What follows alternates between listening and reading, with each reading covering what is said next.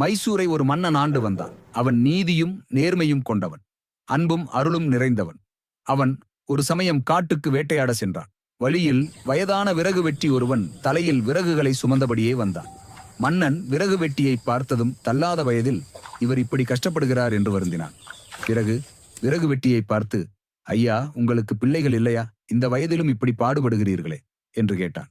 அதற்கு விறகு வெட்டி அரசனை பார்த்து, அரசே, எனக்கு பிள்ளைகள் இருக்கிறார்கள். ஆனால் அவர்கள் இப்போது என்னுடன் இல்லை.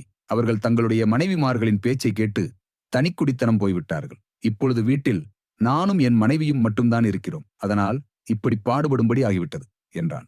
இதை கேட்டதும் அரசன் அந்த விறகு வெட்டியின் துன்பத்தை போக்குவதற்கு தன் நாட்டில் உள்ள சந்தன காட்டின் ஒரு பகுதியை அவனுக்கு தானமாக வழங்கினான். இதனால் விறகு வெட்டி பெரும் மகிழ்ச்சி அடைந்தான். விறகு வெட்டிக்கு தன்னுடைய சந்தன காட்டை நன்கொடையாக தந்ததில் அரசனுக்கு மிக்க மகிழ்ச்சி. ஏனெனில் கிழவனான அவன் சந்தன மரங்களை வெட்டி விற்பான். ஒவ்வொரு மரம் 1,00,000 விலை பெறும். அதை கொண்டு வீடு, நிலம் என்று வசதியெல்லாம் பெற்று சுகமாக இருப்பான் என்று எண்ணினான். அரசன் நினைத்தபடியே விறகு வெட்டியும் நடந்து கொண்டான். ஆண்டுகள் பல கடந்தன. அரசன் வழக்கம்போல் வேட்டைக்கு செல்கையில் எதிரே பெரிய செல்வந்தர் ஒருவர் வருவதைக் கண்டார். மக்கள் அனைவரும் அவருக்கு மரியாதை அளித்தனர். அரசன் அந்த பெரியவரை தன் அரண்மனைக்கு அழைத்து வருமாறு காவலர்களை அனுப்பினார். அந்த பெரியவரும் அரசர் ஆணைக்கு கட்டுப்பட்டு பெரிதும் மகிழ்ந்து மன்னர் முன் வந்து நின்றார். அரசன் அந்த பெரியவரை பார்த்து, ஐயா, பெரியவரே, நீங்கள் யார்? உங்களுக்கு இந்த நாட்டு மக்கள் பெரிதும் மரியாதை கொடுக்கிறார்களே, என்ன காரணம் என்று கேட்டார். உடனே அந்த பெரியவர் மன்னரை பார்த்து, அரசே, என்னை தெரியவில்லையா? பல ஆண்டுகளுக்கு முன் உங்களிடம் அறிமுகமான விறகு வெட்டி நான்.